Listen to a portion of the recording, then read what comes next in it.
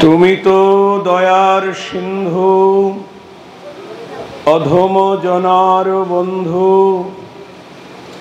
মহে প্রভু কর অবধান, পরিণু অসদ ভোলে কাম তিমিং গিলে গিলে। ওহে নাথ কর পরিত্রাণ। শ্রী গৌরাঙ্গ লীলা পার্ষদ কবিকুল তিলক নিতাই চাঁদের প্রেমের মূরতি ছিল নরোত্তম দাস ঠাকুর মহাশয় তার শ্রী শ্রী প্রেম ভক্তি চন্দ্রিকা গ্রন্থে ৩৩ সংখ্যক ত্রিপদীতে বলছেন, তুমি তো দয়ার সিন্ধু, অধম জনার বন্ধু। মোহে প্রভু কর অবধান, পরিণু অসদ ভোলে কাম তিমিং গিলে গিলে। ওহে নাথ কর পরিত্রাণ। প্রভুর চরণে, গৌর গোবিন্দ চরণে শ্রীল ঠাকুর মহাশয় প্রার্থনা জানাচ্ছেন যে তুমি দয়ার সিন্ধু অর্থাৎ করুণার সাগর এবং অধম জনার বন্ধু। হরি বল। তাহলে উত্তম জনার বন্ধু নন? কত সুন্দর কথা। এখানে যদি কেউ নিজেকে উত্তম ভাবে তাহলে তার বন্ধু হবে না। জয় রাধি।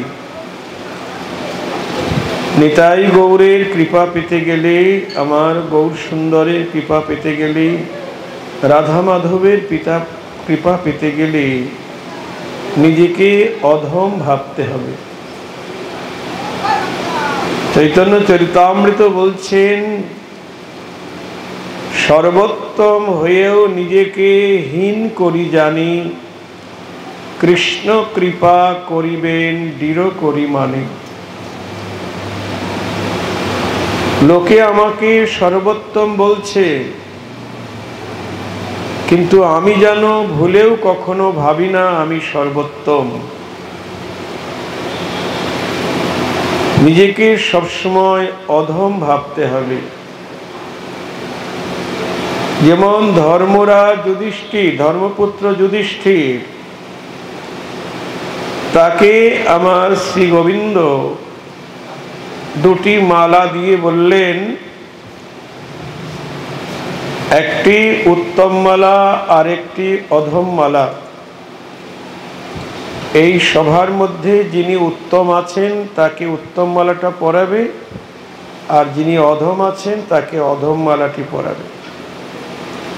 যুধিষ্ঠির মহারাজ মালা নিয়ে ঘুরছেন, এই সভার মধ্যে কে উত্তম আছেন।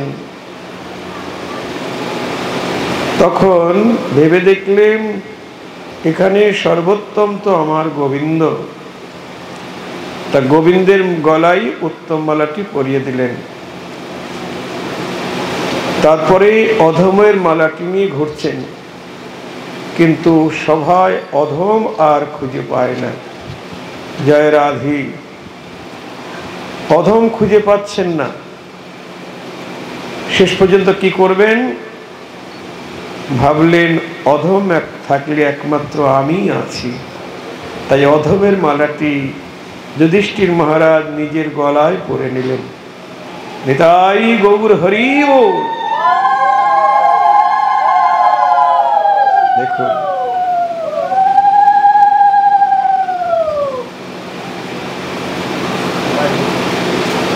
যুধিষ্ঠির তো সর্বোত্তম। পঞ্চ পাণ্ডবের মধ্যে যুধিষ্ঠির উত্তম, সত্যবাদী যুধিষ্ঠির, তাই না? মিথ্যা কথা বলে না। কিন্তু তিনি নিজেকে অধমের মালাটি পরে দেখালেন যে আমি অধম। এই জন্যে গৌর সুন্দরের কৃপা পেতে গেলে, গোবিন্দের কৃপা পেতে গেলে সবসময় নিজেকে অধম ভাবতে হবে। লোকে বলুক যে আপনি ধনী, মানি, কুলীন, আপনি বৈষ্ণব শ্রেষ্ঠ, কি আপনি বড় পাঠক, বড় কীর্তনিয়া, লোকে বলবে, কিন্তু নিজে যেন ভুলেও কখনো ভাবি না আমি শ্রেষ্ঠ। তাহলে ভক্তি দেবী অন্তর থেকে পালিয়ে যাবেন। এই অভিমান যখন আসবে আমি শ্রেষ্ঠ, আমি ধনী, মানি, কুলীন, আমি ভক্ত, আমি বৈষ্ণব, তাহলে ভক্তি অন্তর থেকে পালিয়ে যাবে। তাই ভক্তি দেবীকে ধরে রাখতে গেলে, গৌর গোবিন্দে করুণা পেতে গেলে নিজেকে অধম ভাবতে হবে।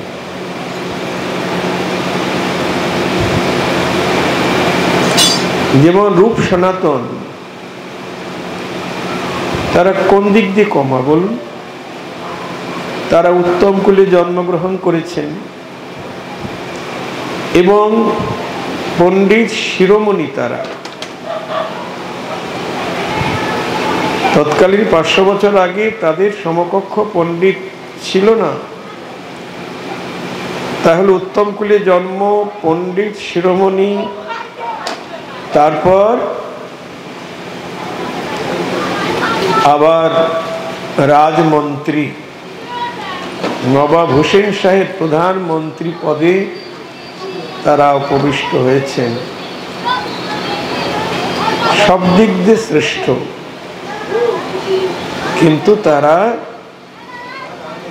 যখন গৌরীর করুণা পেলেন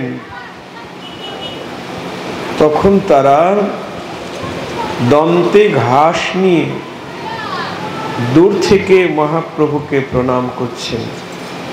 নিতাই গৌর হরি বল। দন্তে ঘাস নিচ্ছেন কেন? দন্তে ঘাস কারা নেয়? গরু, তাই না? মানে গরু মানে পশু, তার মানে নিজেকে অতি হীন মনে করা, যে আমার মতো অধম আর কেউ নেই।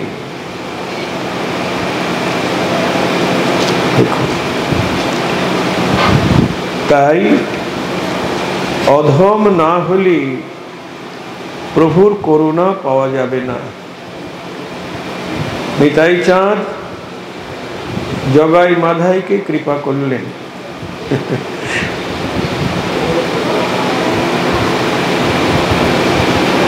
এত বড় পাপী, এমন কোনো পাপ কাজ নাই যা তারা করেন। চুরি ডাকাতি থেকে আরম্ভ করে মদ্যমাংস ভক্ষণ, পরনারী হরণ, পরগৃহে আগুন দেওয়া, কোনোটা বাদ নাই। কিন্তু তাদেরকে নিতাই চাঁদ কৃপা করলেন। মহাপ্রভুর নির্দেশ, কেউ যেন বাদ না পড়ে হরিনাম প্রেম থেকে। নিতাই চাঁদকে, হরিদাসকে মহাপ্রভু বললেন, যারা সজ্জন তারা তো সহজেই হরিনাম নেবে, যারা দুর্জন তারা তো নিতে চাইবে না, তাদের একটু যত্ন করে দেবে। তাই পথে যেতে দেখে দুই মাতাল মদের নেশায় বিভোর হয়ে পথের মধ্যে পড়ে গড়াগড়ি যাচ্ছে আর আজে বাজে বকছে। নিতাই চাঁদ হরিদাস ঠাকুরকে বলছেন, হরিদাস দেখো মহাপ্রভুর করুণার পাত্র পেয়ে গেছি। মহাপ্রভু বলেছেন না, যারা পাপী তারা তো নিতে চাইবে না, যাতে যত্ন করে দেবে। সুজনকে হরিনাম বলালে তাতে তো প্রভুর মহিমা বেশি প্রকাশ হবে না। আর পতিত অধমকে যদি আমরা হরিনাম লওয়াতে পারি, তবেই তো আমার প্রভুর পতিত পাবন নাম জগতে ঘোষিত হবে। নিতাই গৌর হরি বল। তাই নিতাই চাঁদ, হরিদাস দুইজন মিলে তাদের কাছে গিয়ে হরিনাম করছেন। হরে কৃষ্ণ কৃষ্ণ কৃষ্ণ হরে হরে, হরে রাম রাম রাম হরে হরে, হরে কৃষ্ণ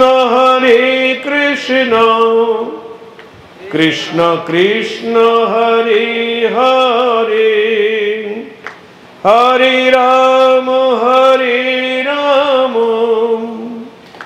রাম রাম হরে হরে, হরে কৃষ্ণ কৃষ্ণ কৃষ্ণ হরে হরে, হরে রাম রাম রাম হরে হরে। যখনই হরিনাম উপদেশ করছেন, তখন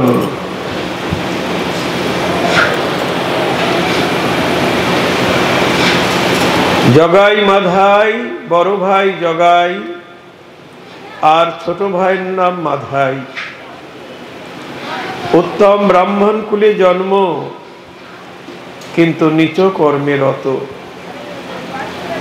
মদের নেশায় বিভোর হয়ে মাধাই অত্যন্ত কুপিত হয়ে, রোষান্বিত হয়ে নিত্যানন্দ প্রভুর কপালে কলসির কানা ছুঁড়ে মারলেন। মদ্য ভাণ্ড ভাঙা কলসির কানা, কপাল কেটে দরদর করে রক্ত ঝরতে লাগলো। তবু নিতাই চাঁদ মার খেয়ে আবার দুটি বাহু প্রসারিত করে এগিয়ে যাচ্ছেন। মেরেছিস কলসির কানা, তা বলে কি প্রেম দেব না? বল হরি বল, হরি বল, হরি বল। তখন মাধাই আবার মারতে উদ্যত হয়েছে, আবার ওই মরাপুরা নাম। আবার যখন মারতে উদ্যত হয়েছে, তখন বড় ভাই জগাই হাত ধরে বলছে, ভাই এমন দয়ালকে মারতে হয় রে?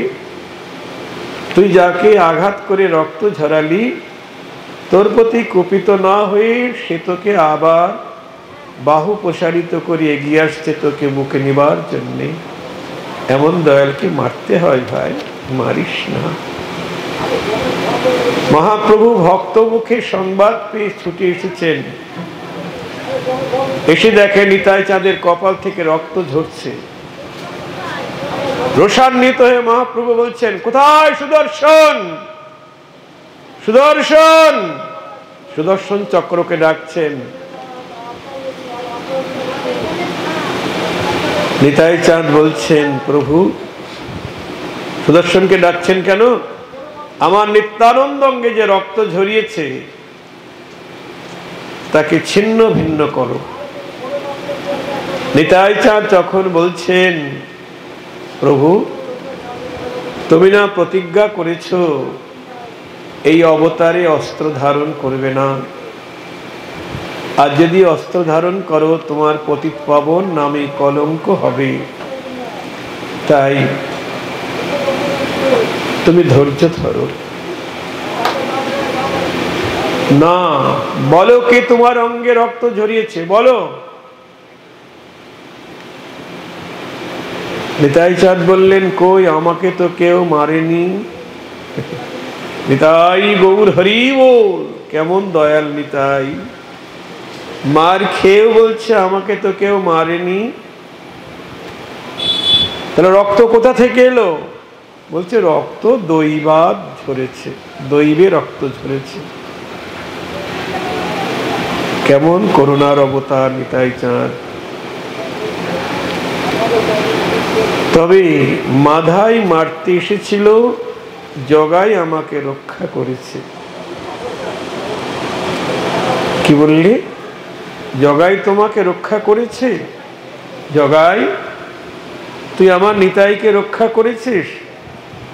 বলি আয় রে জগাই আমার বুকে আয় রে, তুই আমারে কিনে নিয়েছিস আয় রে জগাই আমার বুকে আয় রে। বলি তুই আমারে কিনে নিয়েছিস, আমার নিত্যানন্দ রক্ষা করি, তুই আমারে কিনে নিয়েছিস আয় রে জগাই বুকে আয় রে। তখন মহাপ্রভু জগাইকে আপন বুকে জড়িয়ে ধরলেন। দেখুন কেমন লীলা আমার গৌর হরি। বলছে নিত্যানন্দকে রক্ষা করে তুই আমাকে কিনে নিয়েছিস। তার মানে গৌর হরি জগৎজীবকে জানালেন, যারা আমার নিতাই চাঁদকে রক্ষা করে, আমার নিতাই চাঁদকে আদর করে, ভালোবাসে, আমার গৌর তাদের বুকে ধরে।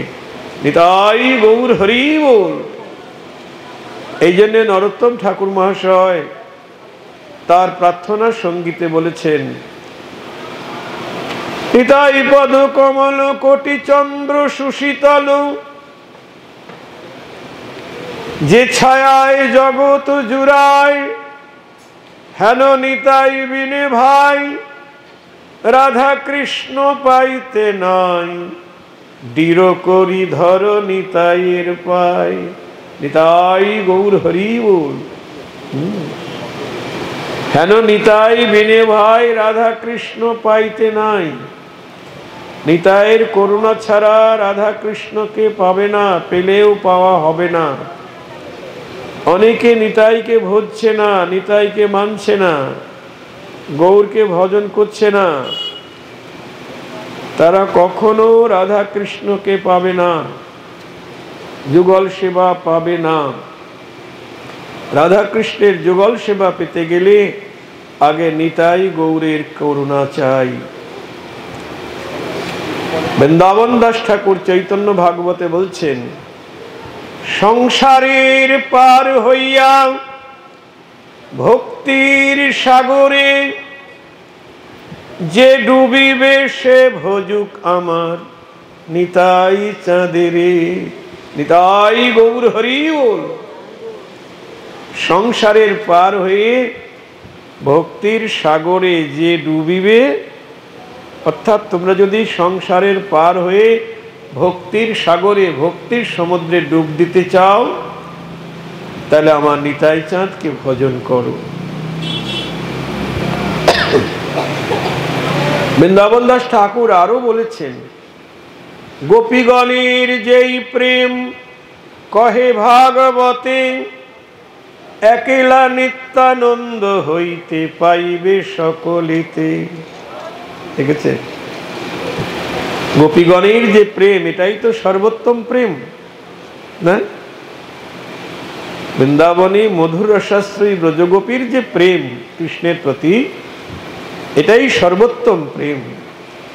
আর এই প্রেম যদি আমরা পেতে চাই, তাহলে নিতাই চাঁদের করুণা চাই। গোপীগণের যেই প্রেম কহে ভাগবতী, একলা নিত্যানন্দ হইতে পাইবে সকলে। নিতাই গৌর হরি বল। তাই মহাপ্রভু জগৎকে জানালেন, জগাইকে বুকে নিয়ে, যে নিত্যানন্দকে রক্ষা করে তুই আমাকে কিনে নিয়েছিস, আমার বুকে আয়। তার মানে নিতাইকে যারা ভালোবাসবে, আমার গৌর তাদের করুণা করবে। তেমনি আবার গৌর করুণা পেতে গেলেও নিতাইকে ভজন করতে হবে। তাহলে আবার নিতাইয়ের করুণা পেতে গেলে গৌরকে ভজন করতে হবে। গৌরকে ভালো না বাসলে নিতাই তো ভালোবাসবে না। নিতাই কি বলছেন? চণ্ডাল পতিত জীবের ঘরে ঘরে যাইয়া হরি নাম মহামন্ত্র দিচ্ছে বিলাইয়া। যে না লয় তারে কয় দন্তে তৃণ ধরি। যে নিচ্ছে না তাকে দন্তে ঘাস নিয়ে বলছেন নিতাই চাঁদ। বিনয় করে বলছেন, যে না লয় তারে কয় দন্তে তৃণ ধরি। আমারে কিনিয়া লহ বল গৌর হরি। নিতাই গৌর হরি বল। বলি আমি তোমাদের কেনা হব, যদি বদন ভরে গৌর হরি বলো। আমি তোমাদের কেনা হব, যদি বদন ভরে গৌর হরি বলো। প্রেমানন্দে বাহু তুলে বদন ভরে গৌর হরি বলো। আমি তোমাদের কেনা হব। নিতাই চাঁদ বলছেন, আমারে কিনিয়া লহ বলো গৌর হরি। তাহলে গৌর হরি বললি নিতাই চাঁদ আমাদের কাছে বিক্রি হয়ে যাবে। দেখুন, দুজনকেই ভালোবাসতে হবে। অভিন্ন কলেবর আমার নিতাই গৌর। তাই মহাপ্রভু নিতাই চাঁদকে বুকে নিয়ে বলছে, নিতাইকে রক্ষা করে তুই আমাকে কিনে নিয়েছিস। যখন মহাপ্রভু জগাইকে বুকে নিলেন তখন মাথায় গড়াগড়ি দিচ্ছে ধোলায় আর কাঁদছে, যে পাপ করলাম দুইজন একসঙ্গে, একজন কৃপা পেল আর একজন কেন বঞ্চিত রইল। মহাপ্রভু বলছে, না, কোটি কল্পকাল তুই নরক যন্ত্রণা ভোগ করবি, তুই আমার তার জন্ম বৃথা। জয় রাধে। আর তাকে কি বলছে নরোত্তম ঠাকুর? সে পশু। কেমন পশু? দুরাচার পশু। দুরাচার পশু কারা? যারা মাংসাশী পশু তারা হলো দুরাচার পশু। বাঘ, সিংহ, শিয়াল, কুকুর ইত্যাদি, সে পশু বড় দুরাচার। দেখেছে নরোত্তম ঠাকুর তাদেরকে পশুর সঙ্গে তুলনা করছেন, দুরাচারী পশুর সঙ্গে, যারা নিতাইকে ভজন করে না। এই জন্যে মহাপ্রভু বলছেন, নিত্যানন্দ অঙ্গে আঘাত করেছিস, তোর কোটি কল্পকালে ক্ষমা নেই। তখন আমার নিতাই চাঁদ বলছেন, গৌর হরি,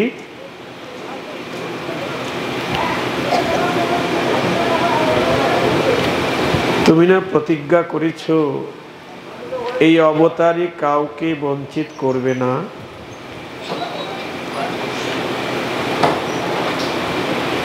যত বড় পাপী হোক তুমি বঞ্চিত করবে না। জানি মাধায়ের কোনো সুকৃতি নাই, মাধায়ের কোনো পুণ্যকর্ম নেই তোমার কৃপা পাওয়ার জন্যে। তা আমি বলছি, আমার যদি কোনো জন্মের কিছু সুকৃতি থাকে, আমার সেই সুকৃতি আমি মাধাইকে দান করছি। নিতাই গৌর হরি বল। তুমি মাধাইকে তোমার চরণে আশ্রয় দাও। কেমন দয়াল নিতাই, নিজের সুকৃতি, নিজের পুণ্যকর্ম দান করছেন মাধাইকে করুণা করবার জন্যে, গৌর করুণা পাবার জন্যে। মহাপ্রভু বলছেন, মাধাইকে বলছেন, ওরে পাপী, দেখ তুই যাকে কলসির কানা মেরে রক্ত ঝরালি, আর সে কিনা তোকে উদ্ধার করবার জন্যে নিজের পুণ্য কর্ম, নিজের সুকৃতি দান করছে। আর দেরি করিস না, যা নিতাই চাঁদের চরণ ধর। এমন দয়ালকে তুই আঘাত করেছিস, তাহার চরণ ধর।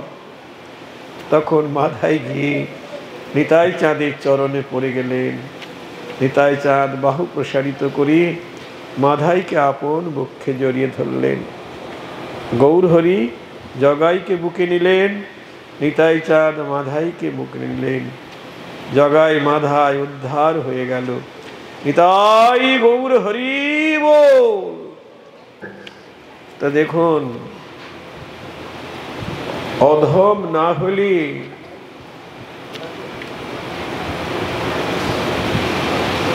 করুণা পাওয়া যাবে না। এখানে বলছেন, তুমি তো করুণার সিন্ধু,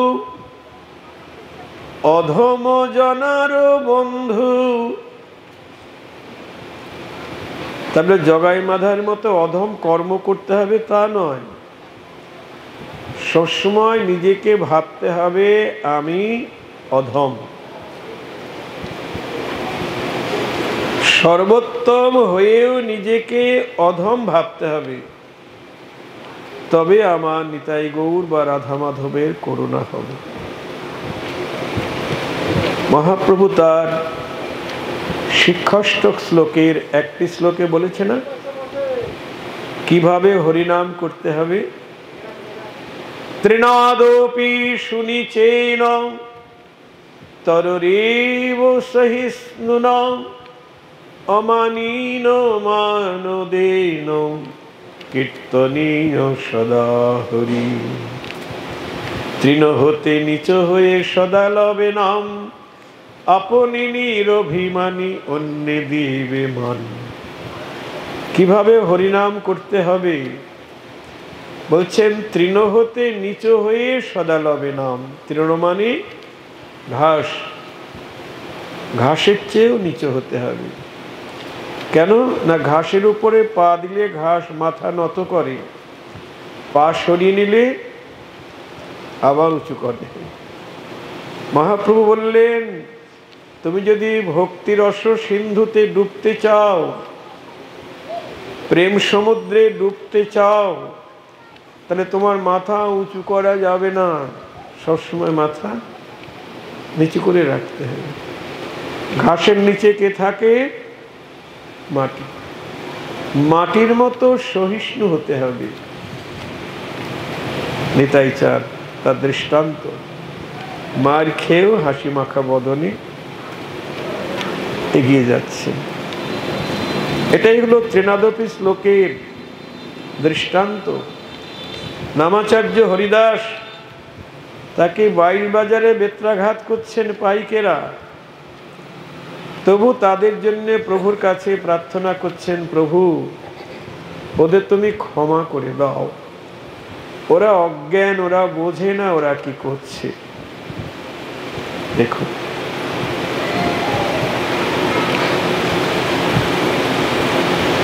তৃণ হতে নিচু হয়ে সদা লবে নাম, আপনি নিরভিমানী অন্যে দিবে মান। আর তোমার কোনো অভিমান থাকবে না। তুমি ধনী, মানি, কুলীন, পণ্ডিত, তুমি বড় বৈষ্ণব, বড় বাবাজি, বড় পাঠক, বড় কীর্তনিয়া, না না না না, কোনো গর্ব থাকা চলবে না। ভক্ত বলেও অভিমান করা যাবে না। নরোত্তম ঠাকুর বলছেন, শ্রীকৃষ্ণ চৈতন্য প্রভুর দাসের অনুদাস, সেবায় অভিলাষ মাগে নরোত্তম দাস। বলছেন শ্রীকৃষ্ণ চৈতন্য প্রভুর দাসের অনুদাস, দাসের দাস, তার দাস। সরাসরি আমি গৌর হরির চরণের দাস, কৃষ্ণদাস বলছেন না। তাই আপনি নিরভিমানী, অন্যে দিবে মান। অন্যে মান দিবে মানে আর যত প্রাণী আছে সবাইকেই সম্মান করবে। মহাপ্রভু আরো বলছেন, জীবের সম্মান দিবে জানি কৃষ্ণ অধিষ্ঠান। প্রত্যেক জীবের মধ্যেই কৃষ্ণের অধিষ্ঠান আছে। মানুষকে তো সম্মান করবে, সর্বজীবের মধ্যেই কৃষ্ণ আছেন এই মনে করে সবাইকে সম্মান করবে। সবাইকে প্রণাম করলেও দোষ হবে না। হ্যাঁ গো, কীট পতঙ্গ পশু পাখি সবার মধ্যে কৃষ্ণ যখন আছে, তাহলে প্রণাম করতে দোষ কি? এখন কুকুরকে যদি প্রণাম করতে যায় তাহলে তো অসুবিধা, দূরের থেকে করুন, হ্যাঁ, অসুবিধা নেই। এই দর্শন যখন হবে তখন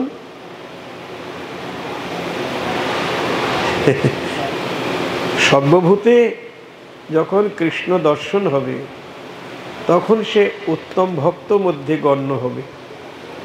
তাই গৌর হরি বল, সকল জীবের মধ্যেই কৃষ্ণকে দেখতে পাবে, নিজের ইষ্টদেবকে দেখতে পাবে, গৌর হরিকে দেখতে পাবে। এটা গুরু বৈষ্ণবের কৃপা সাপেক্ষ। মহতের কৃপা না হলে এরকম দর্শন হবে না। চৈতন্য চরিতামৃতে আছে, মধ্যলীলায় ঊনবিংশ পরিচ্ছেদে একজন দেবর্ষি নারদ একদিন তিনি বনপথ দিয়ে যাচ্ছেন, হঠাৎ দেখতে পাচ্ছেন বনের মধ্যে কতগুলি পশু পাখি বানবিদ্ধ হয়ে ছটফট করছে। কতগুলি হরিণ, কতগুলি শূকর, খরগোশ বানবিদ্ধ হয়ে ছটফট করছে। কিছু দূর এগিয়ে গিয়ে দেখলেন গাছের উপরে কালো এক ব্যাধ ধনুর্বাণ নিয়ে শিকারে বসে আছে। তারপর কিছু দূর দেখছেন কতকগুলি হরিণ একত্রিত হয়ে আছে। দেবর্ষি নারদকে দেখে হরিণগুলি পালিয়ে গেল। ব্যাধ তখন রুষ্ট হয়ে বলছে, এই তুমি আমার শিকার নষ্ট করে দিলে, কি চাও এখানে, কি চাও? হরিণের চামড়া? জানে সাধুরা হরিণের চামড়ার উপর বসে সাধনা করে। বলছে না, ওইসব কিছু চাই না, কি চাও বলো? বলছে তোমার কাছে আমার একটি কামনা। কি বলো? তুমি ওই যে পশু পাখিগুলিকে বানবিদ্ধ করে রেখেছ, ওদেরকে ওইভাবে বানবিদ্ধ করে না রেখে একেবারে মেরে ফেলো। ব্যাধ বলছে, আমার তো ওরা বানবিদ্ধ হয়ে ছটফট করে, আমার দেখে আনন্দ হয়। দেবর্ষি নারদ বলছে, আমার তো কষ্ট হচ্ছে ওই দেখে, ওদের কষ্ট হচ্ছে দেখে আমার কষ্ট হচ্ছে। তুমি একেবারে মেরে ফেলো বানবিদ্ধ করে না রেখে। বলছে, একেবারে মেরে ফেললে কি লাভ? দেবর্ষি নারদ বলছেন, যদি একেবারে মেরে ফেলো তাহলে তোমার কম পাপ হবে, আর বানবিদ্ধ করে রেখেছো এতে তোমার বেশি পাপ হচ্ছে।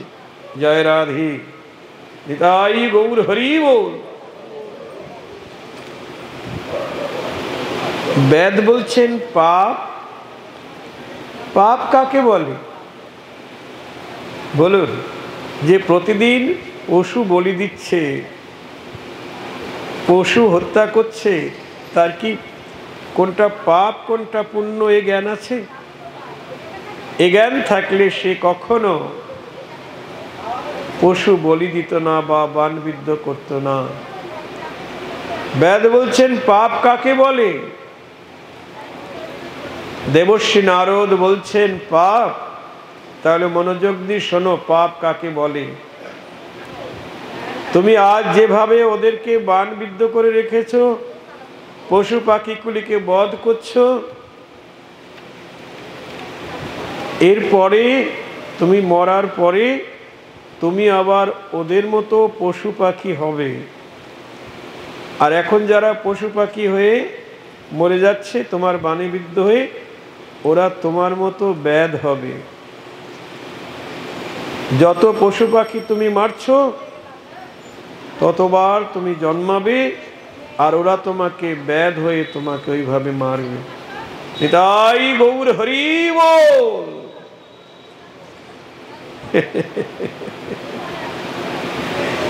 তাই হ্যাঁ, তাহলে কি হবে প্রভু? ধনুর্বাণ ফেলে দাও, ধনুর্বাণ ত্যাগ করো। কিন্তু ধনুর্বাণ ত্যাগ করলে, স্বীকার না করলে আমার সংসার কি করে চলবে? বলছে তোমার সংসারের দায়িত্ব আমি সব নিলাম। জয় রাধে। হ্যাঁ, আমাকে কি করতে হবে? ঘরে গিয়ে তুলসী বৃক্ষ রোপণ করো। রোপণ করি স্বামী স্ত্রী দুজন মিলে ওই তুলসীর সেবা করো। তুলসীতে জল দাও, তুলসী পরিক্রমা করো, তুলসী পূজা করো, হ্যাঁ, প্রণাম করো আর হরিনাম করো। তুলসীকে ঘিরে ঘিরে হরিনাম করো। যা কিছু তোমার দরকার আমি পাঠিয়ে দেব। দেবর্ষী নারদের কথায়, তখন তো দেবর্ষী নারদ তার গুরু হয়ে গেলেন। গুরুদেবের বাক্যে বিশ্বাস করে ব্যাদ নিজ ঘরে গিয়ে পত্নীকে বললেন যে গুরুদেব বলেছেন আমাদের আর পশু পাখি শিকার করতে হবে না, আমাদের তুলসী সেবা করতে হবে, হরিনাম করতে হবে, আর আমাদের যা কিছু দরকার গুরুদেব সব পাঠিয়ে দেবেন। গৃহিণী বলছে তাই, এসো তাহলে আমরা তুলসীর সেবা করি, হরিনাম করি। স্বামী স্ত্রী দুজন মিলে তুলসীর সেবা হরিনাম করতে লাগলেন। ভক্তরা সব তাদের সেবার দ্রব্য নিয়ে আসতে লাগলেন। নিতাই গৌর হরি বল। যত দিন যাচ্ছে এত সেবার সামগ্রী আসছে, দুইজন কতটুকু আর খাবে? বহুদিন গত হয়ে গেছে।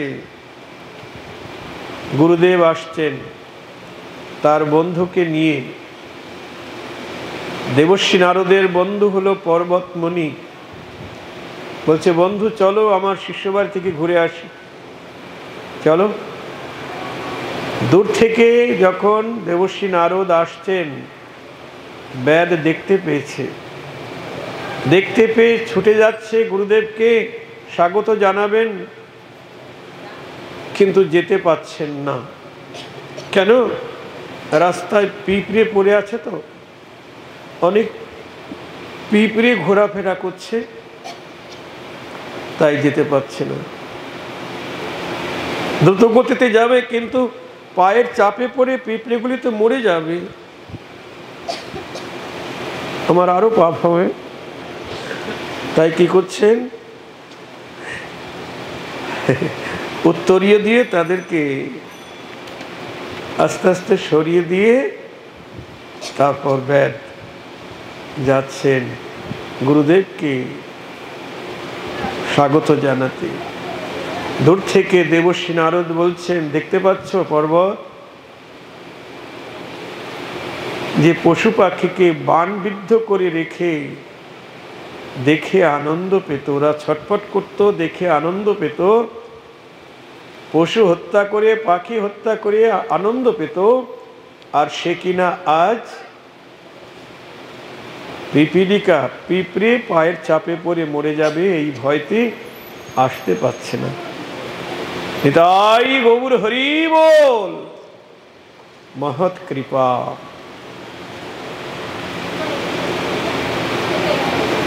এই জন্য চৈতন্য চরিতামৃত বলছেন মহৎ কৃপা বিনে কোন কর্মে ভক্তি নয়। মহৎ মানে গুরু বৈষ্ণবের কৃপা। গুরু বৈষ্ণবের কৃপা ছাড়া অন্য কোনো কর্ম অনুষ্ঠানের দ্বারা ভক্তি লাভ হবে না।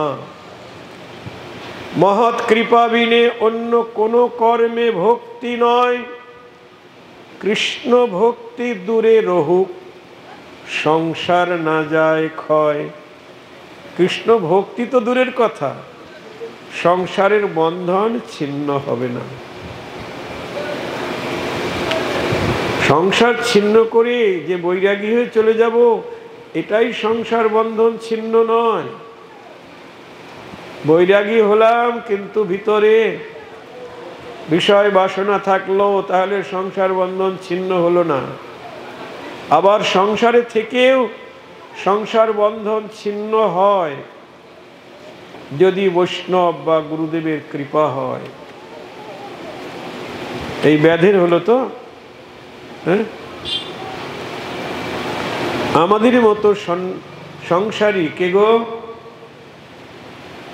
কে? যেমন তিন পুত্র সঙ্গে নাচে সেন শিবানন্দ, জয় জয় পঞ্চপুত্র সঙ্গে ভজে রায় ভবানন্দ। সংসারের মানুষগুলিকে রায় ভবানন্দের মতো হরিভক্ত বানিয়ে নিতে হবে, তাই না? তবেই সংসার করা সার্থক হবে। না হলে ভূতের ব্যাগার খাটা হবে। আপনি হরিভক্ত আর আপনার পুত্র পরিজন তারা হরিভক্ত নন, হরিভজন করে না, তাহলে ওরা কৃপণ, ওরা দুর্জন। যারা গোবিন্দকে ভালোবাসে না, গৌর হরিকে ভালোবাসে না, তারা যতই বিদ্বান হোক, মিনিস্টার ব্যারিস্টার হোক, নোবেল পুরস্কার পাক, তারা দুর্জন। রাষ্ট্রপতি পুরস্কার পেলেও, নোবেল পুরস্কার পেলেও যদি গৌর গোবিন্দ চরণে ভক্তি না থাকে, সে দুর্জন। এটাই গৌর হরি বল, জোরে হুলুধ্বনি।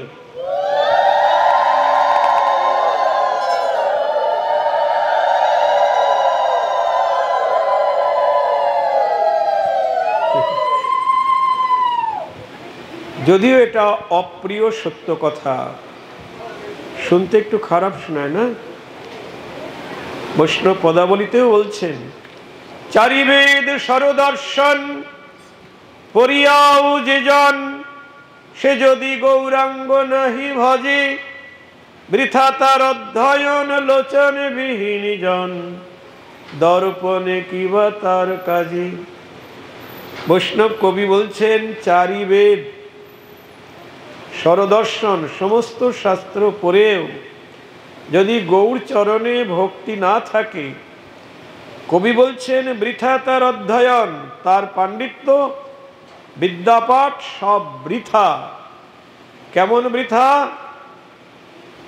অন্ধজনের দর্পণে কিবা কাজে। যে অন্ধ ব্যক্তি, তার কাছে দর্পণের কোনো মূল্য নাই। আছে? চোখে দেখতে পায় না, তার কাছে আয়নার কোনো মূল্য নাই। দেখো, তেমনি যার গৌর চরণে ভক্তি নাই, তার বিদ্যা বুদ্ধি অন্ধের কাছে আয়না তুল্য, মৃতদেহে গহনা পরানোর তুল্য। একজন মানুষ মরে গেছে, তাকে সোনার গহনা দিয়ে সাজানো হয়েছে, খুব সুন্দর মানিয়েছে না গো? কি গো মায়েরা বলুন, মানিয়েছে? মানায়নি না, যার জন্য শোভা সেই তো নাই। প্রাণ না থাকলে সে দেহে অলংকার পরালে কোনো শোভা হয় না। তেমনি যার অন্তরে কৃষ্ণ ভক্তি নাই, গৌর প্রেম নাই, সে যতই গুণের অলংকারে ভূষিত হোক না কেন, ধনী মানি কুলীন পণ্ডিত হোক না কেন, সব গুণের অলংকার মৃতদেহে গহনার তুল্য, মূল্যহীন। যেমন আপনারা তরকারি রান্না করেছেন, সবকিছু দেয়া হলো, তেল, জিরা, মশলা, গরম মশলা সব দেয়া হলো, কিন্তু ভুল করে একটি জিনিস দেয়া হলো না, কি বলুন তো? লবণ দেয়া হয়। বেশ, তাহলে তরকারি কেমন লাগবে? সেবাই লাগবে? লবণ দেয়নি, দেখেছে? তা লবণের অভাবে যেমন সকল মশলা দিয়েও শুধু লবণের অভাবে তরকারি যেমন সেবায় লাগে না, তেমনি সর্বগুণ থাকলেও যদি গৌরচরণে ভক্তি না থাকে তাহলে সাধের জনম বিফলে গেল। যদি গৌর সেবায় না লাগিল তার সাধের জনম বিফলে গেল। যদি আমার গৌর সেবায় না লাগিল ওই লবণ ছাড়া তরকারির মতো গৌর সেবায় না লাগিল সাধের জনম বিফলে গেল।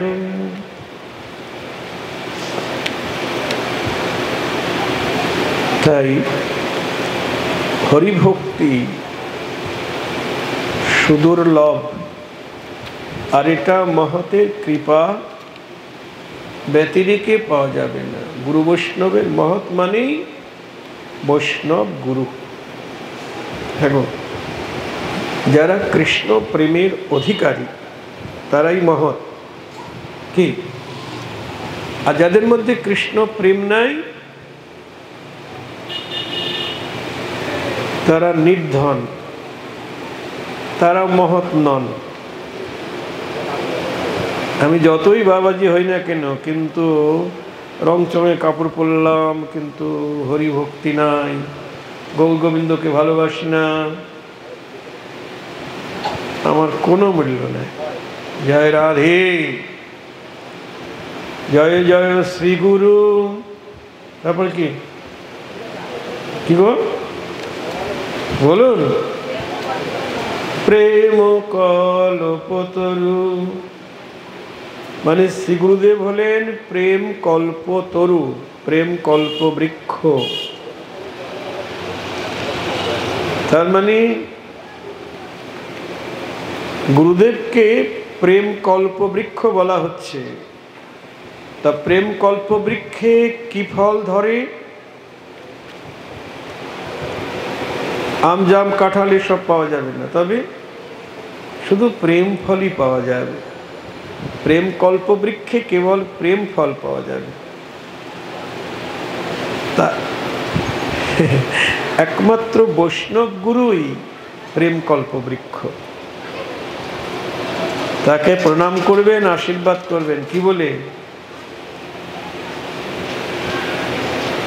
তোমার কৃষ্ণ ভক্তি হোক, কৃষ্ণ প্রেম হোক। আর যারা অন্যান্য মার্গের গুরু তারা কি আশীর্বাদ করবে গো?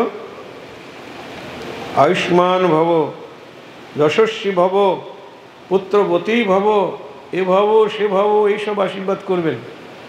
কিন্তু ওটা কি মঙ্গল হবে? গুরুদেব আশীর্বাদ করুন আমার ব্যবসায় যেন উন্নতি হয়। হয়তো উন্নতি হলো ব্যবসায়, ওতে মঙ্গল হবে না। ভবতারিণীর মন্দিরে গিয়ে বললাম, বিপত্তারিণীর মন্দিরে গিয়ে বললাম মা বিপদ তারণ করো, ভবতারিণীকে বললাম। কিন্তু হরিভক্তি না জন্মালে কখনো মঙ্গল হবে না। কোনো দেবতা আপনার মঙ্গল করতে পারবে না। ৩৩ কোটি দেবতা আপনার মঙ্গল করতে পারবে না। একমাত্র কৃষ্ণচরণে ভক্তিই মঙ্গল। নিতাই গৌর হরি বল।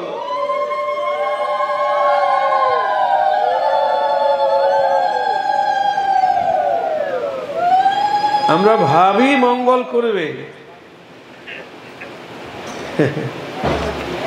ছেলের অসুখ সারলে ওটা মঙ্গল নয়, ব্যবসায় উন্নতি হলে ওটাও মঙ্গল নয়। আজকে একজন ভক্তমা ওই সুরঞ্জনের বাড়িতে বলছিল, বয়স্ক 70 বছর 75 বছর বয়স হয়ে গেছে, তা বলছে, বাবা আমার এই কথা তো বলা উচিত নয়, আমার গর্ব করা হয়, আমার ছেলেগুলিকে আমি সব ইঞ্জিনিয়ার বানিয়েছি। বাহ, বৌমাগুলির সব লেখাপড়া অনেক জানে, MA পাস, এই পাস সেই পাস, কিন্তু আমার সুখ হচ্ছে না। কেন গো? আমি বললাম, সুখ কেন হবে? আচ্ছা, ওরা কি হরিভজন করে? বলছে, না, একদম ভজন করে না, ঠাকুরের নাম করে না, তাহলে তোমার কি করে সুখ হবে? তখন আমি আর একটা গল্প বললাম, যে গুরুদেব শিষ্য বাড়িতে গেছে, তো তার শিষ্য বলছেন, গুরুদেব আপনার কৃপায় আমি এখন খুব সুখী। কিরকম সুখী? বলছে, ছেলে মেয়েগুলিকে মানুষের মতো মানুষ করতে পেরেছি। বড়টা মিনিস্টার, তারপর একটা ব্যারিস্টার, তারপর একটা ক্রিকেটার, তারপর একটা কি স্টার ওস্টার, সবাই লক্ষ লক্ষ টাকা কামাই করে, সবাই প্রতিষ্ঠিত, আমি এখন খুব সুখী। তা গুরুদেব বলছেন, ওদের হরিভক্তি শিখিয়েছ? শিষ্য বলছে, না, ওটা তো শেখানো হয় নাই। তখন গুরুদেব বলছেন, তাহলে ওরা প্রকৃত মানুষ হয় নাই। জয় রাধে।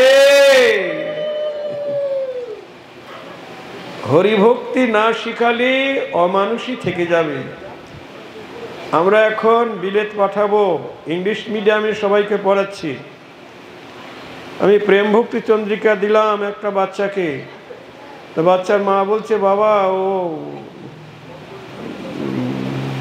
ট্রেনে পড়ে, বাংলা পড়তে পারে না। কেন? ইংলিশ মিডিয়ামে পড়ে তো। আরে বাহ, খুব সুন্দর কথা, ভাবুন। আচ্ছা, ইংলিশ মিডিয়ামে পড়িয়ে কি হবে? হয়তো অনেক অফিসার হবে, অনেক টাকা রোজগার করবে,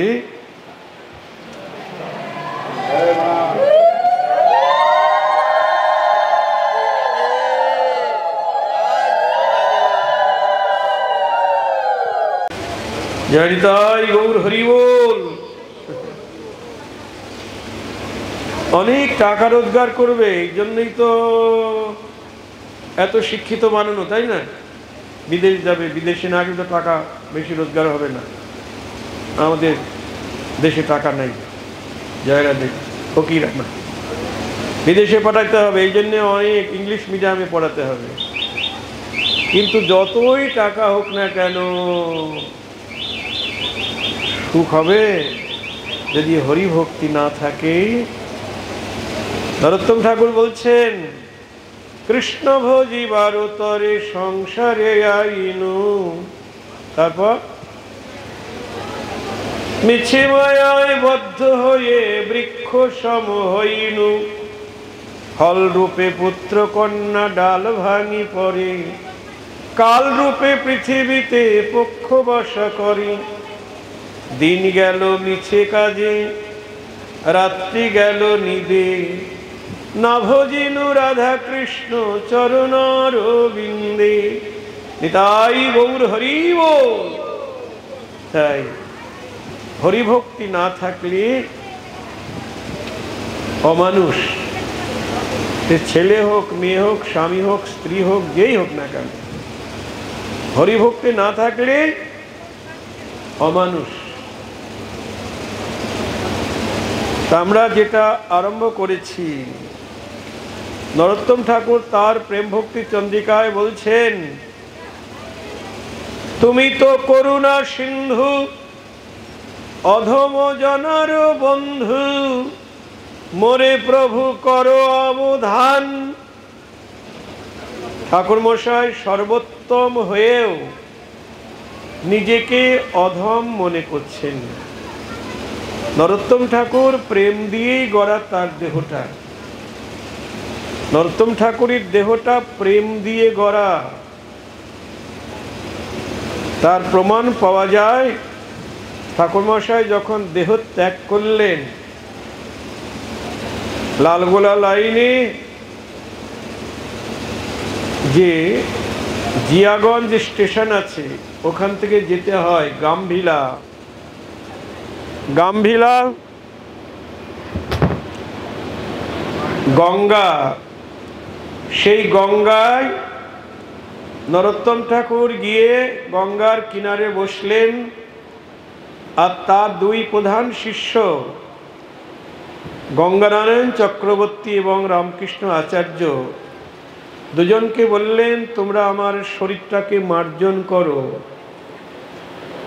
দুই শিষ্য যখন মার্জন করতে লাগলেন, তখন তার শরীরটা দুধের মতো গলে গেল, দুধের মতো গলে গঙ্গার জলে মিশে গেল। নিতাই গৌর হরি বল। দেখেছেন, প্রেম দিয়ে গড়া, প্রেমের মূর্তি নিতাই চাঁদের প্রেম দিয়ে গড়া নরোত্তম ঠাকুরের কলেবরটি। তিনি কি বলছেন? তুমি তো করুণা সিন্ধু, অধম জনার বন্ধু, মোরে প্রভু করো অবধান। আমি অধম, এই অধমের দিকে একবার কৃপা দৃষ্টি তাকাও। পরিণু অসদ ভোলে, কামতি মিঙ্গিলে গিলে, মোরে প্রভু করো পরিত্রাণ। খুব মনোযোগ দিয়ে শুনবেন। ঠাকুরমশাই বলছেন, পরিণু অসদ ভোলে।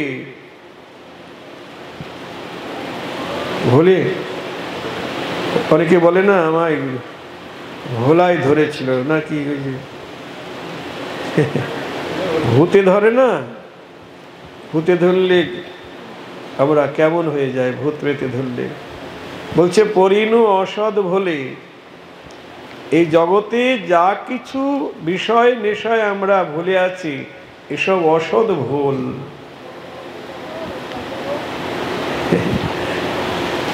কোনটা প্রকৃত সত্য, কোনটা মিথ্যা, এ বোধই নাই। কোনটা ভজন, কোনটা ভজন নয়, এসব অনুভব নাই। এই জন্য ঠাকুর মহাশয় বলছেন, পরিণু অসদ ভোলে। আমরা যেটাকে ভালো বলে মনে করছি, মঙ্গল বলে মনে করছি, সেটা মঙ্গল নয়।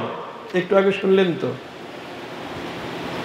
ভক্তি পথের বাধক যত শুভ অশুভ কর্ম, এহ এক জীবের অজ্ঞানতম ধর্ম। চৈতন্য চরিতামৃত বলছেন, ভক্তি পথের বাধক যত শুভ কর্ম অশুভ কর্ম দুইটাই। হ্যাঁ, আপনারা বলবেন অশুভ কর্ম নয় ভক্তি পথের বাধা হতে পারে, শুভ কর্ম আবার কি করে বাধা হয় গো? বলবো, বলি। যেমন ধরুন বিবাহ সবচাইতে বড় শুভ শুভ অনুষ্ঠান তো, তাই না? আচ্ছা, বিয়ে করে কয়জনের মঙ্গল হয়েছে? হয়েছে? ওই অনেকে ঘাড় নাড়ছে, না হয় নাই। ওই যে হিন্দিতে একটা কথা বলে না, যে দিল্লি কো লাড্ডু जो खाएगा वो भी पछताएगा, जो भी नहीं खाएगा वो भी पछताएगा। একজন পাঠক পাঠ করছেন, পাঠ করে বলছেন, শ্রোতাদের আপনাদের কয়টা পা? শ্রোতারা বলছেন দুইটা। আচ্ছা, शादी के बाद, হিন্দিতে বলছেন शादी के बाद কয়টা? বিয়ের পরে কয়টা? বিয়ের পরেও দুইটা? না না, নেই নেই, বিয়ের পরে চতুষ্পদ। আপনার দুইটা আর আপনার সঙ্গীর দুইটা, তখন তার দুই পায়ে চলতে পারবেন না। কি চলা যাবে? মায়েরা বলুন। তখন চতুষ্পদে চলতে হবে। তাহলে চতুষ্পদে কারা চলে? না, এটা বলা যাবে। তো দেখুন, মহাজন বাণী, এটা তো সত্য কথা, আমরা বুঝি না। তাই এই জন্য নরোত্তম ঠাকুর বলছেন, সংসার বিষানলে দিবানিশি হিয়া জলে, জুড়াইতে না কই নই উপায়। এই জগতে যেটা আমরা মাঙ্গলিক অনুষ্ঠান বলে মনে করি, ওটা মাঙ্গলিক অনুষ্ঠান নয়। জামাই ষষ্ঠী করলে জামাইয়ের মঙ্গল হবে, তাই তো? 60 আমার 60 স্বামী বেঁচে থাক, তাই তো বলবেন নাকি? না না, জামাই যদি হরিভজন না করে জামাই বেঁচে থাকবে? মঙ্গল হবে? বলুন। 60-ও মঙ্গল হবে না, জামাইয়েরও মঙ্গল হবে না গোবিন্দ ভজন না করলে। এই জন্যে গোবিন্দ ভজন করুন, সবাইকে গোবিন্দ ভজন উপদেশ দিতে হবে, আর কিচ্ছু করার দরকার নেই। সর্বধর্মান, তারপর কি? পরিত্যাজ্য মামেকং শরণং ব্রজ। কে বলছেন? কৃষ্ণ। সকল ধর্ম পরিত্যাগ করে আমার শরণ নাও, আমি তোমাকে সকল পাপ হইতে রক্ষা করিব। নিতাই গৌর হরি বল। কৃষ্ণে ভক্তি কইলে সর্বকর্ম কৃত হয়। কৃষ্ণকে ভজন করলে সব ধর্মকর্ম হয়ে যায়, আলাদা করে আর কোনো ধর্মকর্ম করতে হয় না। প্রেম ভক্তি চন্দ্রিকা পড়তে হবে, ঠাকুর মশাইয়ের লেখা প্রেম ভক্তি চন্দ্রিকা পড়লে পরিষ্কার হয়ে যাবে, সব প্রশ্নের উত্তর এখানে মিলে যাবে।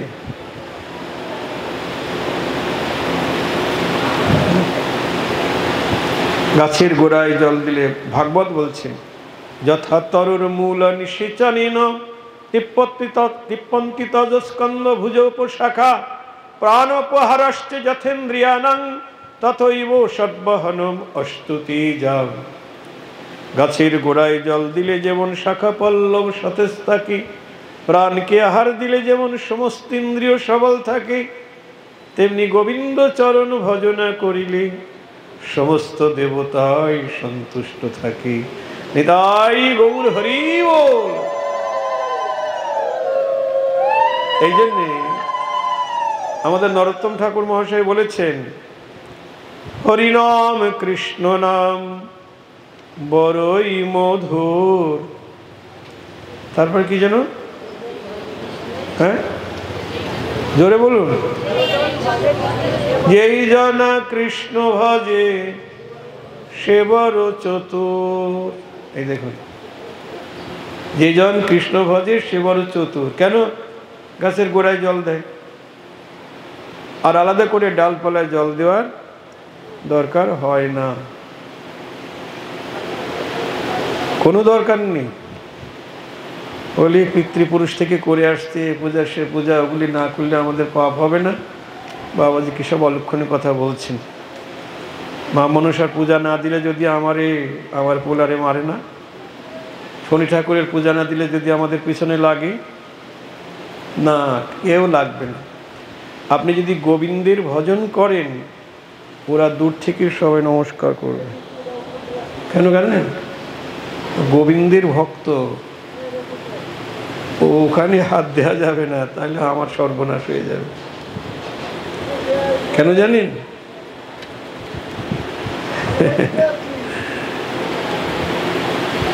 গাভীকে আপনি মারেন, গাভী সহ্য করবে, কিন্তু গাভীর বাচ্চাকে মারলে আপনাকে মেরে ফেলবে। তো ভগবানকে আপনি দুঃখ দেন, বেশি দুঃখ পাবে না, কষ্ট সহ্য করবে, কিন্তু তার বাচ্চাকে যদি আপনি কষ্ট দেন তাহলে ক্ষমা নাই।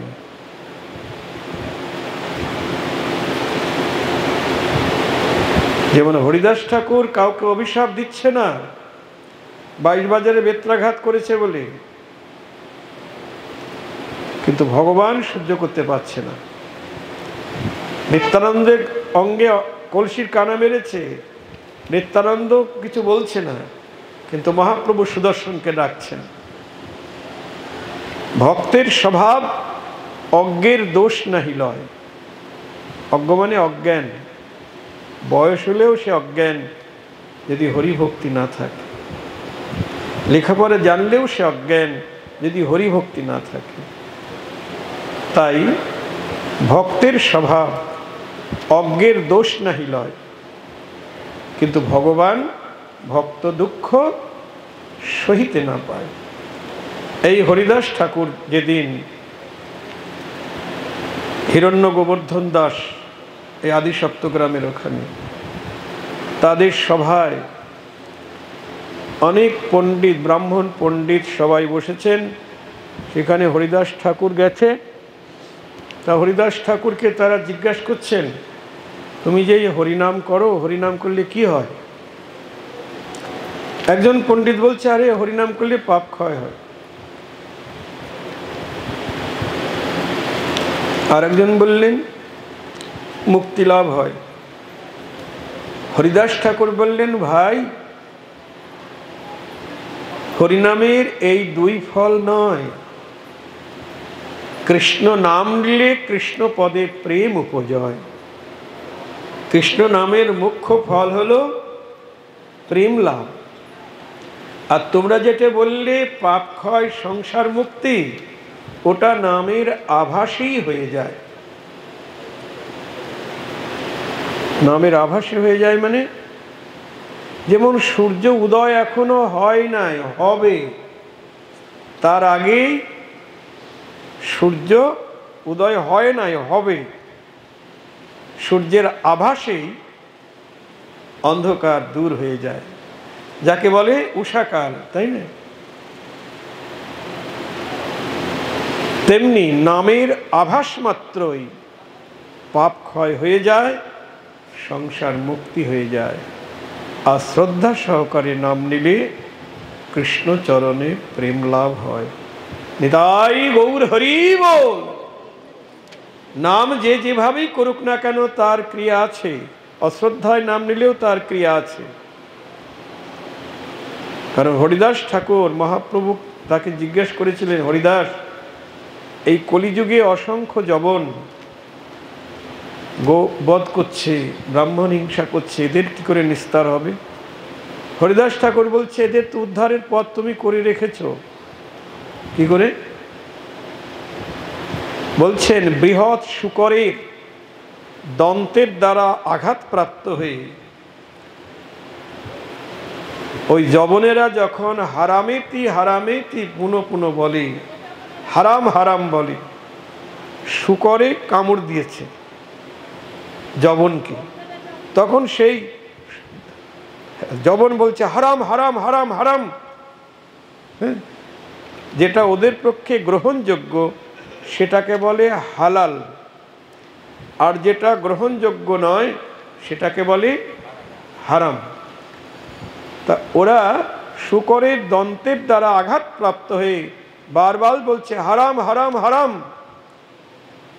তখন তো ওরা তোমারই নাম করছে,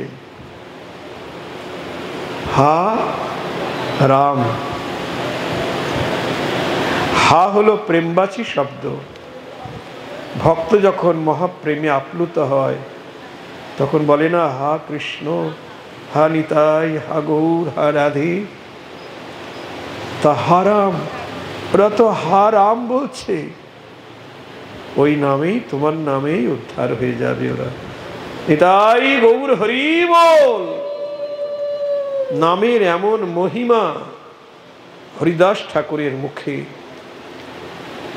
কিন্তু গোপাল চক্রবর্তী বলে এক দুষ্ট ব্রাহ্মণ, গোপাল চক্রবর্তী, সে বলল, কি কোটি ব্রহ্মজ্ঞানে যে মুক্তি নয়, আর তুমি বললে নামের আভাসে সেই মুক্তি হয়। যদি না হয়, 3 দিন সময় দিলাম তোমাকে, 3 দিনের মধ্যে তোমার নাক কান কাটা যাবে। হরিদাস ঠাকুর শুধু হাসলেন, কিছু বললেন না।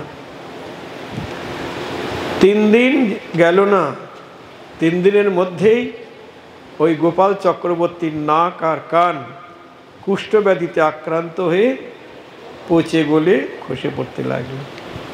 হরিদাস ঠাকুর অভিশাপ দিয়েছেন, তাহলে গোপাল চক্রবর্তীর নাক কান পচে গলে খসে পড়লে কেন? ভজিনু তোমা,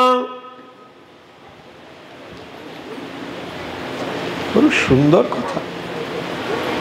অনেকে আশ্রমে আসে, কুলের কুলবধূ আসে, বাড়ি থেকে মার খেয়ে, স্বামী হয়তো প্রহার করেছেন, এসে বলছে আমার কেউ নাই, বাবা আমার কেউ নাই। জানি তো কেউ নাই, দুদিন পরে আবার অনেক হয়ে যাবে। এরকম অনেকে আসে, বাবা আসে, মা আসে, সবাই আসে, কিন্তু এসব ভজন কপটতা। দেবতার পূজা করি সেটাও কপটতা নিয়ে। আমার ছেলের চাকরি হলে তোমাকে ওটা দেব, মেয়ের বিয়ে হলে ওটা দেব, না হলে তো দেবো না, নাকি দেব? না হলে দেবো? হ্যাঁ, আমি বলি ঘুষ, এটা হলো ঘুষ দেওয়া। যেমন চাকরি পেতে গেলে ঘুষ দিতে হয়, তবে ওই ঘুষটা আগে দিতে হয়, নাহলে চাকরিটা দেবে না।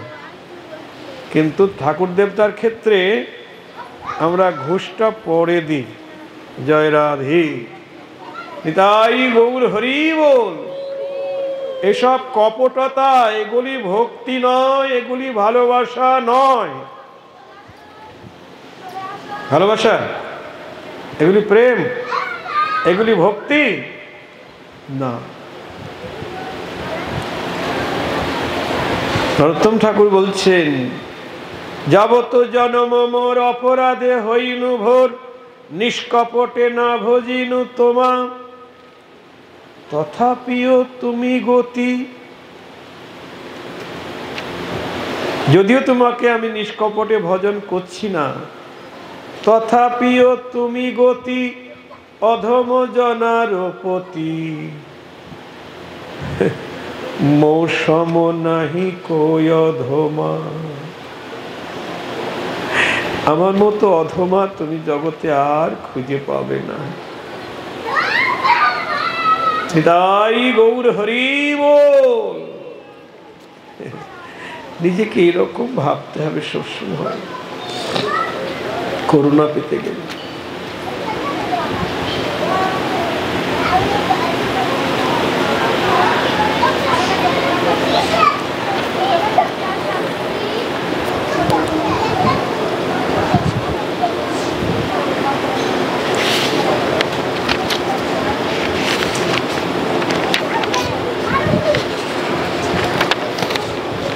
পতিত পাবন নাম ঘোষণা তোমার শ্যাম, উপেক্ষিলে নাহি মোর গতি। তোমার নাম তো পতিত পাবন, জগতে ঘোষিত হয়েছে তুমি পতিত পাবন। পতিত পাবন নাম ঘোষণা তোমার শ্যাম, উপেক্ষিলে নাহি মোর গতি। তুমি যদি আমাকে পতিতা বলে উপেক্ষা করো, আমাকে গ্রহণ না করো, তাহলে যে আমার আর কোনো গতি নাই। হরি বল। আমি পতিতা, তুমি পতিত পাবন, তাহলে পতিত পাবন ছাড়া তো আর কেউ নেই। তাই বলছেন, পতিত পাবন নাম ঘোষণা তোমার শ্যাম, উপেক্ষিলে নাহি মোর গতি। যদি হই অপরাধী, তথাপিও তুমি গতি। কি দৈন, যদি হই অপরাধী, তথাপিও তুমি গতি। সত্য সত্য যেন সতীর পতি।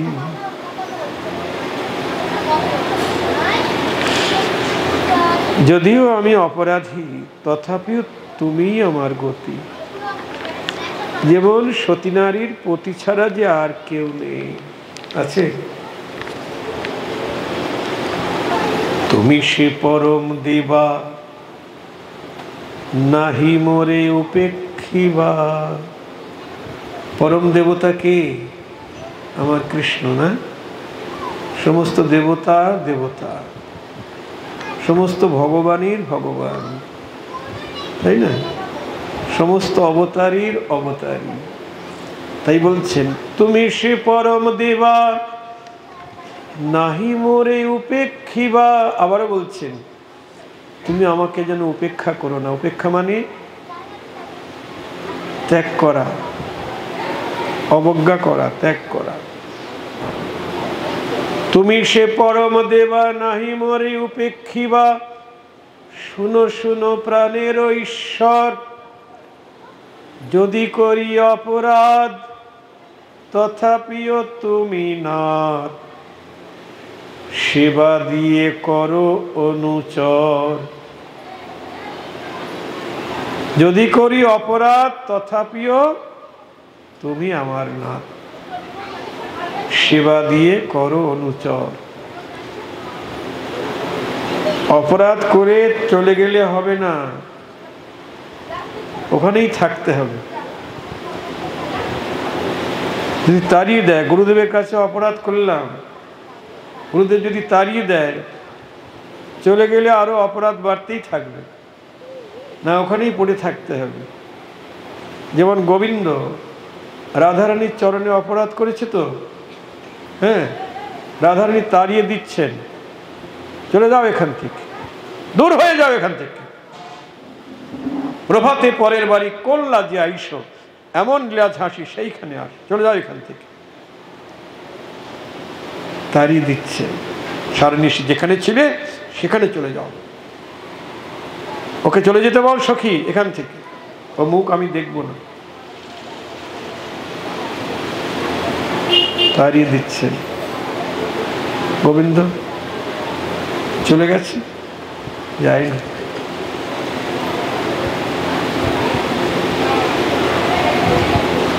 গোবিন্দ বলছেন রাধে জয় রাজপুত্রী মম জীবন দইতে।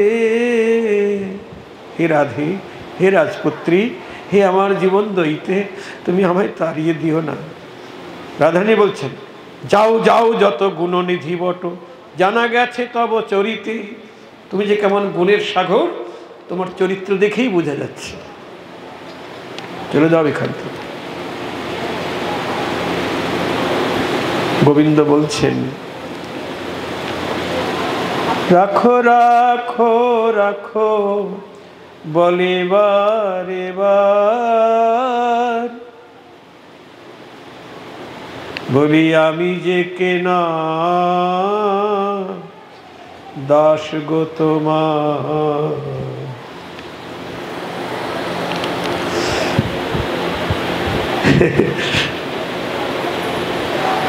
বলি চরণে রাখো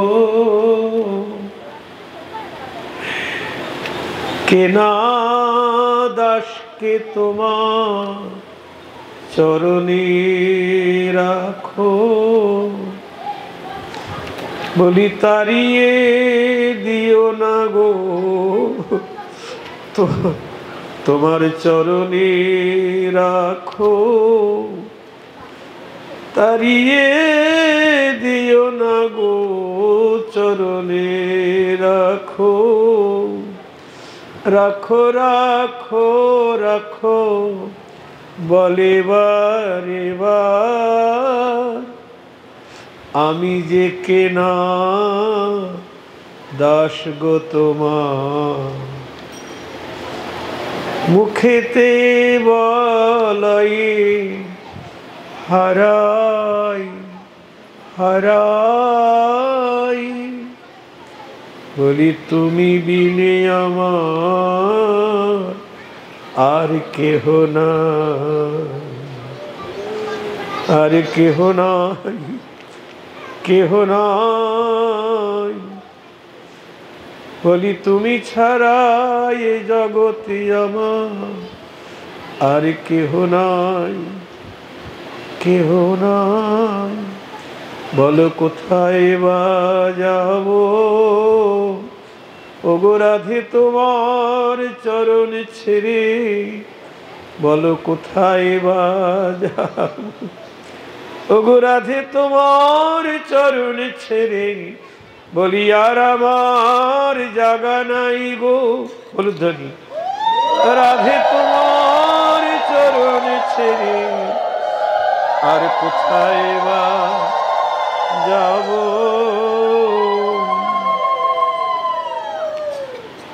দেখুন, তাই ঠাকুর মশাই বলছেন, কি বলছেন?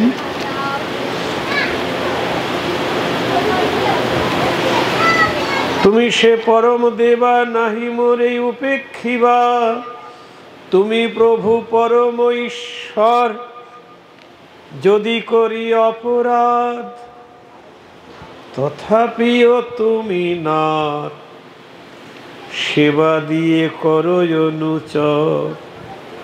তোমার চরণ সেবার অধিকার দিয়ে তোমার দাস বলে চরণে রাখো।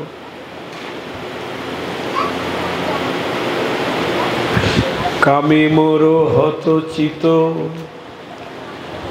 নাহি শুনে নিজ হিত, মনের না ঘুচে দুর্বাসনা। কত দৈন।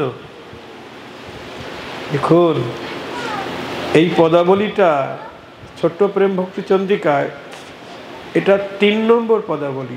৩ নম্বর ছোট প্রেম ভক্তি চন্দ্রিকায় ৩ নম্বর পদাবলী। আপনারা সবাই এই পদাবলীটি অবশ্যই মুখস্থ করবেন এবং সবসময় গাইবেন। ছোট প্রেম ভক্তি চন্দ্রিকায় ৩ নম্বর পদাবলী। এটা কি বলছেন? কামে মোর হতচিত নাহি শুনে নিজ হিত, মনের না ঘুচে দুর্বাসনা। ঠাকুর মশাই বলছেন, কামে আমার চিত্তটা হত হয়ে গেছে, আমার অন্তঃকরণটা হত। হত মানে কি? মৃত। হত আর আহত। আহত মানে এখনো মরেনি, আঘাতপ্রাপ্ত। আর হত মানে মৃত। ঠাকুর মশাই বলছেন, কামে মোর হত চিত, অর্থাৎ কামে আমার চিত্তটা নানা দুর্বাসনায়, নানা কামকামনায় আমার চিত্তটা, আমার অন্তঃকরণটা হত হয়ে গেছে, মরে গেছে। তাই নাহি শুনে নিজ হিত, কে যদি আমার হিত বলছে কিন্তু শুনছে না, কান শুনছে না, অন্তঃকরণ মরে গেছে। তো আমার চিত্তটা মরে গেছে, শুনবে কি? কাম কামনায় যখন অন্ধ হয়ে যায় জীব, অন্ধ হয়ে যায়, আপনি যতই তার হিতবাক্য শোনান না কেন, সে শুনবে না। এ জগতে যারা ভোগী, তাদের যতই সদুপদেশ দিন, তারা ত্যাগ করতে পারবে না। পরশুদিন একটা ছেলে এসেছে, আমার ভক্ত ছেলে। ও আগে সব বউকে নিয়ে অন্য মার্গে ছিল, কালাচাঁদের মতে আমিষ আহার করত। বলছে নরোত্তম ঠাকুরের পরিবার। আমি না, যে তোমার রাস্তাটা ভুল আছে। তখন ছেলেটা আমার কথা শুনিয়ে ভজন পথে নতুন করে আবার সংস্কার হয়েছে, প্রসাদ ভোজি হয়ে গেছে আজ 2-3 বছর। কিন্তু বউটা আসলো না। বউটা এখন পুরোপুরি সব কিছুই চলছে। 2টা ছেলে, যমজ ছেলে, তারাও বিয়ে করছে। পরশুদিন এসছে ছেলেকে নিয়ে ওর বাবা। কেন? ছেলে বলছে যে আমরা বাবাকে নিয়ে রাধাকৃষ্ণের যুগল মূর্তি কিনেছি কলকাতা থেকে, আমরা এখন কিভাবে কি করব আপনি বলুন। বাবা তো নিরামিষ খাচ্ছে। কোথায় বাবা খায়? বলছে বাবা একটা আশ্রমে গিয়ে প্রসাদ পায়। তোর মা রান্না করে দেয় না? না। বলছে মা তো সব কিছু খায়। তাহলে বাবা একটা আশ্রমে গিয়ে প্রসাদ খায় আর মা অভক্ষ ভক্ষণ করছে। জয় রাধে। তোর মা কেমন রে রাক্ষসী? তোরা কি করবি? বিগ্রহ প্রতিষ্ঠা করবি, কিন্তু নিরামিষ খেতে হবে। বলছে আমরা তো খেতে চাই, মা তো খাবে না। আমি তোর মাকে তাহলে কি করবি এখন ভেবে দেখ। তোর মাকে মন্দিরে ঢুকতে দেওয়া যাবে না। আর তোমরা যদি প্রসাদ ভোজি হও, গোবিন্দের সেবা করতে চাও, মায়ের হাতে জলও খাওয়া যাবে না। জয় রাধে। নিতাই গৌর হরি বল। তাহলে বলুন, বলে মা শুনবে না। মাকে বল, একটু ভয় দেখা, হুমকি দে, তুমি যদি প্রসাদ ভোজি না হও তাহলে আমরা চলে যাব। ভয় দেখা। মা তো, মাকে তো ত্যাগ করতে পারবো না। হ্যাঁ, তোর বাবা যে কষ্ট পাচ্ছে, এটা তোর কষ্ট হচ্ছে না? হ্যাঁ, কত দূর গিয়ে আশ্রমে থেকে প্রসাদ খাচ্ছে, তোর মা রান্না করে দিচ্ছে না। তোর মা কেমন মা ওটা? তখন মনে হলো ওই দিতির কথা। দিতি কশ্যপ মুনির পত্নী। দিতি হলো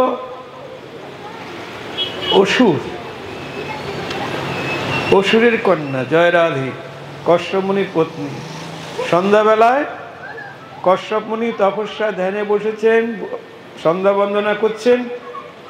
দিতি গিয়ে বলছেন আমার সঙ্গে মিলিত হও। তো কশ্যপ মুনি বলছে এটা সময়টা ভালো না, এটা আসুরিক লগ্ন, এই সময় তুমি শান্ত হও। না না, আমার এখন চাই।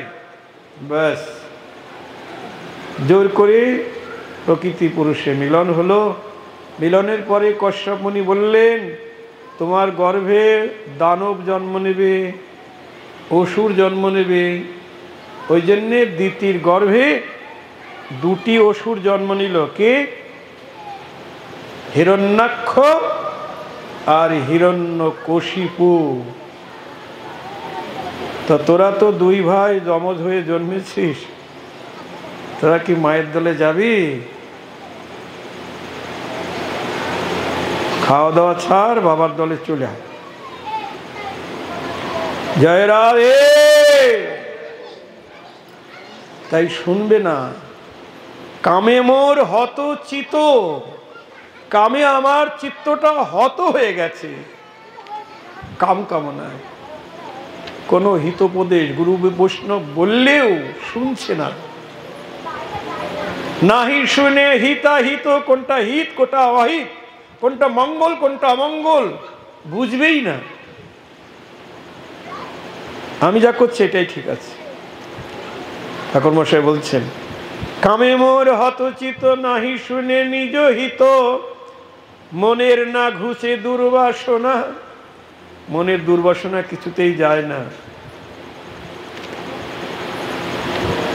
মোরে না তঙ্গি করু। অঙ্গী করু মানে হে নাথ, তুমি আমায় অঙ্গীকার করো, তুমি আমায় গ্রহণ করো, আমায় পতিত বলে তাড়িয়ে দিও না, দূরে ফেলে দিও না। মোরে না তঙ্গি করু, তুমি বাঞ্ছা কল্পতরু, মৌসম নাহি কই অধমা। নিতাই গৌর হরি বল। মৌসম পতিত নাই। প্রেমের ঠাকুর মশাই কি বলছেন? নরোত্তম ঠাকুর যদি এই কথা বলে, মৌসম পতিত নাই, ত্রিভুবনে দেখো চাই।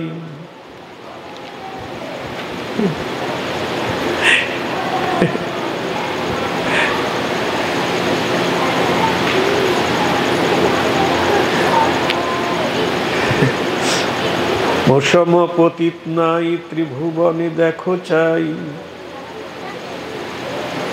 নরোত্তম পাবন নাম ধরো,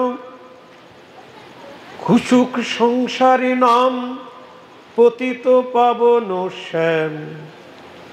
নিজ দাস কর গিরিধর। সর্বোত্তম হয়েও নিজেকে হীন মনে করছে। মৌসম পতিত নাই ত্রিভুবনে দেখো চাই, ত্রিভুবনের মধ্যেই আমার মতো পতিত তুমি আর দ্বিতীয় খুঁজে পাবে না। তাহলে নরোত্তম ঠাকুর যদি এই কথা বলে, তাহলে আমার মতো জীবাধমে, আমার মতো পাপিষ্টের কি বলা উচিত?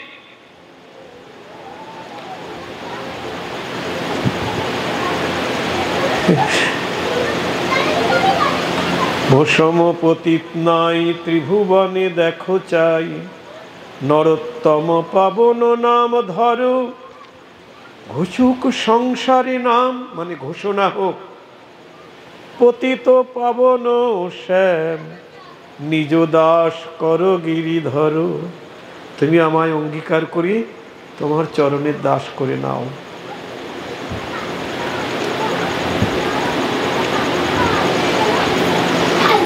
নরোত্তম বড় দুঃখী, না তোমরে করো সুখী,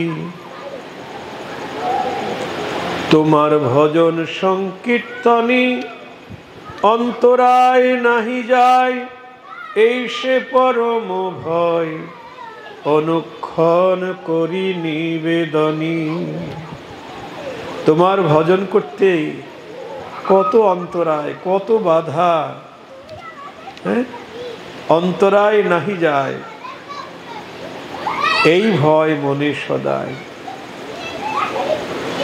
জয় রাধি। তাই এই ত্রিপদীটা প্রেম ভক্তি চন্দ্রিকার ৩ নম্বর ত্রিপদী, এইটা আপনারা সবাই জলের মতো মুখস্থ করবেন। আমাদের কাছে তো ছোট প্রেম ভক্তি চন্দ্রিকার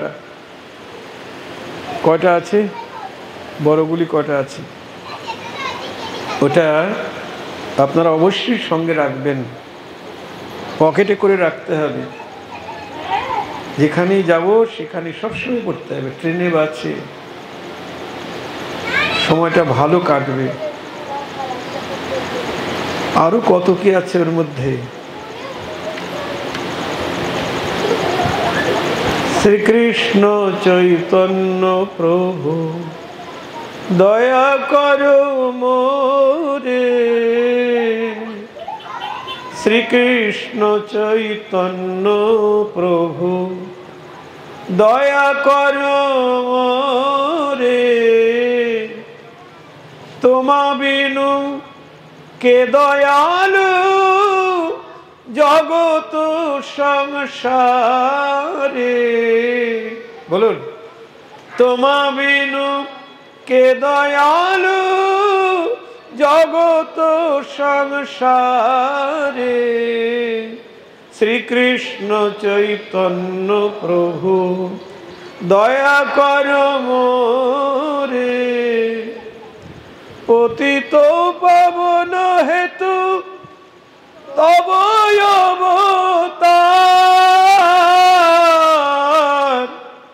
পতিত পাবন হেতু তব অবতার, মৌসম পতিত প্রভু না পাইবে।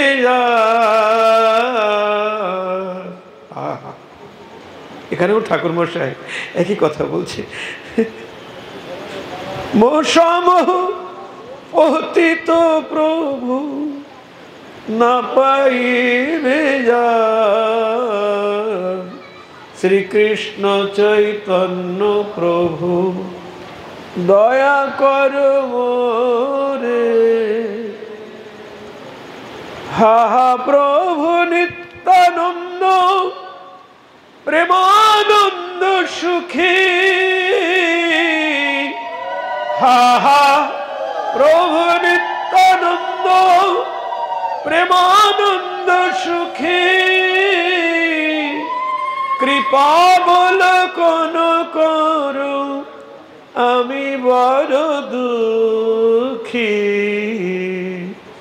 শ্রীকৃষ্ণ চৈতন্য প্রভু দয়া করো মোরে।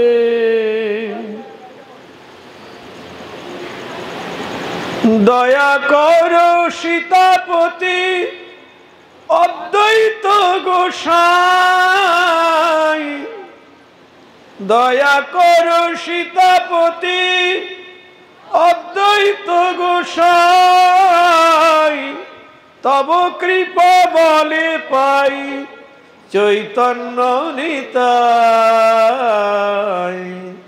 শ্রীকৃষ্ণ চৈতন্য প্রভু দয়া করো মোরে।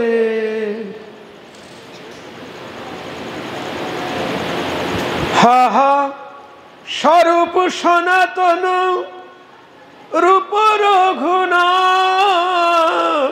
হা হা শব্দে হা হুতাশ, নয়ন জলে কেঁদে কেঁদে বলতে হবে। হা হা স্বরূপ সনাতন রূপ রঘুনাথ, ভট্ট যুগ শ্রীজীব হা প্রভু লোকনাথ। শ্রীকৃষ্ণ চৈতন্য প্রভু দয়া কর মোরে।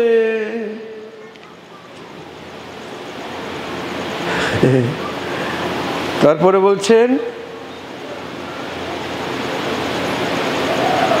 দয়া করো শ্রী আচার্য প্রভু শ্রীনিবাস। শ্রীনিবাস আচার্য রামচন্দ্র সঙ্গ মাগে নরোত্তম দাস। শ্রীকৃষ্ণ চৈতন্য প্রভু দয়া কর মোরে। শ্রীকৃষ্ণ চৈতন্য প্রভু দয়া কর মোরে। তোমা বিনু কে দয়ালু জগত সংসারে। শ্রীকৃষ্ণ চৈতন্য প্রভু দয়া কর মোরে। নিতাই গৌর হরি বল। আজকে এখানেই হরিকথা বিশ্রাম দিচ্ছি, এরপরে অধিবাস কীর্তন হবে।